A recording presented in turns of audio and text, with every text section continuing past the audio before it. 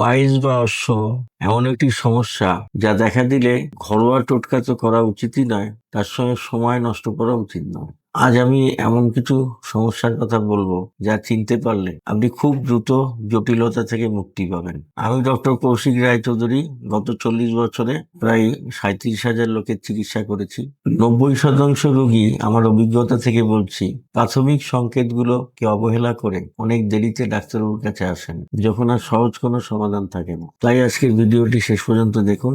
Piles বা অশ্ব থেকে খুব দ্রুত মুক্তি পাওয়ার উপায়টি জেনে নিন ইউরোগাইনির আধুনিক চিকিৎসার মাধ্যমে। একটা ঘটনার কথা মনে আসছে, সেটা বলি। একদিন আমার বাড়িতে একজন মাঝবয়সী মহিলা এলেন, সঙ্গে সম্ভবত তার স্বামী ছিলেন, একজন ভদ্রলোক। তিনি এসে প্রথমেই বলতে লাগলেন, আমার যে সমস্যা আপনি সারাতে পারবেন না। তাই বললেন যে কি এমন সমস্যা যা সারানো যাবে না? বলছে না, অনেক ডাক্তার হয়ে গেছে, অপারেশন হয়ে গেছে, কিন্তু আবার দেখে সেই কোনো লাভ হয়নি। যদি সারাতে পারেন বলুন, চিকিৎসা করাবো। আমি যদি না পারেন পরিষ্কার জানিয়ে দিন যে আপনার দ্বারা সম্ভব হচ্ছে না, তাহলে আমি অন্য কিছু ভাববো বা আর কিছু করবো না। আমি দেখলাম ভদ্রমহিলা বেশ উত্তেজিত হয়ে আছেন এবং তার কিছু খারাপ অভিজ্ঞতা হয়েছে চিকিৎসা সংক্রান্ত ব্যাপারে। সেজন্য আমি তার উপর অসন্তুষ্ট না হয়ে তাকে বললাম, ঠিক আছে, আমি নিশ্চয়ই চেষ্টা করব, যদি দুঃসাধ্য কিছু না হয় নিশ্চয়ই ভালো করে দেবো। তখন ভদ্রমহিলার স্বামী বললেন যে 4বার অশ্ব অপারেশন হয়ে গেছে, ফিরে ফিরে আসে, আমরা ফেড আপ হয়ে গেছি, কোনোভাবে এর সমাধান খুঁজে পাচ্ছি না। তো একজন আপনার কথা বলেছেন, তাই আমরা এলাম। এটাই হচ্ছে শেষ ডাক্তারি, যদি হলো হলো, না হলে আর কিছু করা যাবে না। তখন আমি বললাম যে আপনি এই যে অশ্বতে ভুগছেন, তা ডাক্তারবাবুরা আপনাদের কি জিজ্ঞাসা করতো? বলে কিছু না, অশ্ব হয়েছে, দেখাতে বলতো, তারপরে অপারেশন আমরা 4বার করিয়েছি, অনেক টাকাও খরচা হয়ে গেছে। যাই হোক, আমরা ঠিক আছে, আগে বলুন আপনার ছেলে মেয়ে কটা? উনি বললেন 3টে বাচ্চা, ঘরে হয়েছে, গ্রামের দিকে। যে আপনার পেচ্ছাপের কোনো কষ্ট আছে? বলে হ্যাঁ আছে, পেচ্ছাপ পেলে তাড়াতাড়ি যেতে হয়। মানে পায়খানার কষ্ট? বলে হ্যাঁ, অশ্বর জন্য মুখটা আটকে থাকে, পায়খানা রাস্তা জাম হয়ে যায়, পায়খানা করতে পারি না, জ্বালা পোড়া করে, মাঝে মাঝে রক্ত পড়ে। মানে সাদা স্রাব? হ্যাঁ তাও আছে। কোমরে ব্যথা? এখন ভদ্রমহিলা ধৈর্য চ্যুতি করলো, তিনি বললেন যে আমি অশ্বের ব্যাপারে কথা বলতে এসেছি, আমারও কোমরে ব্যথা আছে কিনা এগুলো শুনে কি ভাবলেন যে অবশ্যই কারণ আছে, সেই জন্য জিজ্ঞাসা করছি।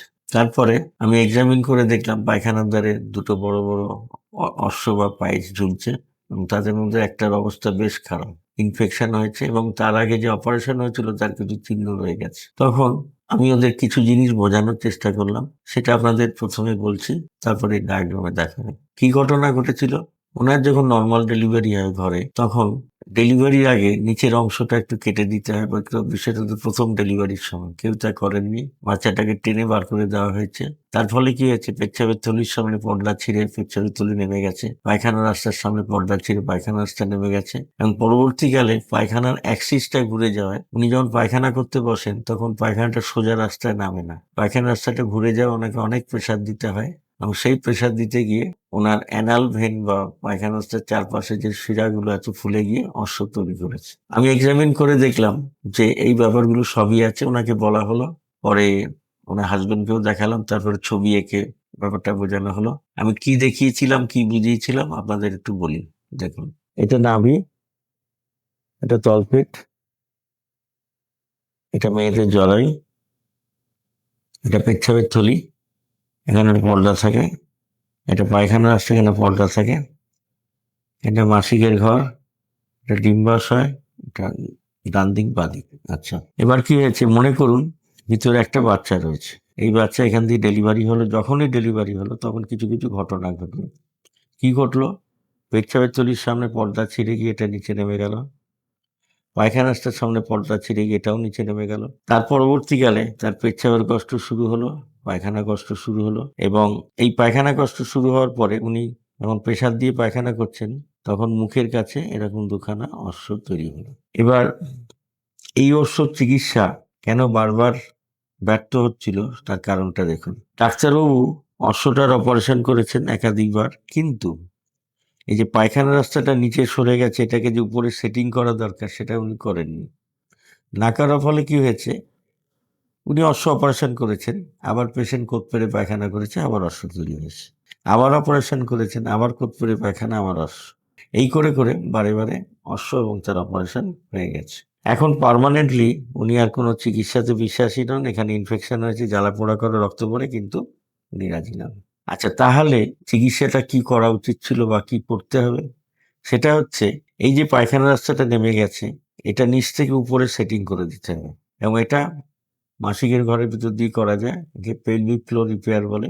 কোনো পেট কাটাকুটি প্রয়োজনে স্পাইনাল অ্যানাস্থেসিয়া দিয়ে নিচটা অবশ করে খুব সুন্দরভাবে করা যায়। এবং এইটা সেট করে দেওয়ার পরে কি হবে, পায়খানা রাস্তায় যে প্রেশারটা উনি দেন সেটা আর হবে না। প্রেশারের ফলে যে অর্শ তৈরি হওয়ার সেটা আর হবে না। ভিতরে যে নালিঘা হওয়ার কথা, জ্বালাপোড়া জন্য, সেটাও হবে না, এবং রক্তপাতও হবে না। অশ্বকে আবার অপারেশন করতে হবে, কিন্তু আগে পায়খানা রাস্তাটাকে উপরে সেট করতে হবে, করে তারপরে অশ্ব বিদায়। এবং এরপরে আজ পর্যন্ত কখনো দেখিনি যে অশ্ব ফিরে এসছে। এই কথাটা বলার পরেও সেই ভদ্রমহিলা আর অপারেশনে রাজি ছিলেন না। তারপরে অনেক বোঝানোর পরে, এবং যখন ছবি এঁকে বলা হলো যে শুধু অশ্ব নয়, মাসিকের রাস্তার ভিতর দিয়ে অনেক কিছু রিপেয়ার সেটিং করা হবে, পায়খানা রাস্তা বিশেষত, তাতে করে অশ্ব আর ফিরে আসবে না, তখন তিনি অপারেশনে রাজি হলেন। এরপর অপারেশন হয়ে গেল। আমি ওনাকে গ্যারান্টি দিয়েছিলাম যে অশ্ব আর ফিরে আসবে না, সে কথা আমি রাখতে পেরেছিলাম। ভদ্রমহিলা এখন সম্পূর্ণ সুস্থ, ভালোভাবে পায়খানা করেন, সকালে জ্বালা পোড়া রক্তপাত কিছুই হয় না। তারপরে উনি এসে অনেক ধন্যবাদ দিয়েছিলেন, কিছু মিষ্টিও বোধহয় নিয়ে এসেছিলেন আমার খাবার জন্য। যাই হোক, সেটা বড় কথা নয়, বড় কথা হলো এই যে ব্যাপারটা, যে মেয়েদের অর্শের কারণ আলাদা, সেখানে মাসিকের ঘরের ভিতর দিয়ে পায়খানা রাস্তা নেমে আসার যে ব্যাপারটা, সেই জিনিসটা যদি কেউ নজর না করেন, তাহলে আমার ধারণা 1000 বার অস্ত্র অপারেশন করলেও একই অবস্থা হবে। অবশ্যই এটা খেয়াল করবেন, এই অপারেশনটা করবেন, যেটা পেলভিক ফ্লোর রিপেয়ার বা পিএফআর বলা হয়। তার একটা পার্ট হচ্ছে পস্টেরিয়র কল্পোপেডিনিওগ্রাফি বা পায়খানা রাস্তার সেটিং, এটা অবশ্যই করবেন। তাহলে দেখবেন পেশেন্ট পরবর্তীকালে এসে আপনাকে কোনো রকম দোষারোপ করছে না, এবং সে চিরতরে ভালো হয়ে গেছে। আপনাদের যদি এই সমস্যা থাকে, তাহলে নিম্নলিখিত নাম্বারে যোগাযোগ করবেন, আমি সাধ্যমতো আপনাদের সাহায্য করার চেষ্টা করব।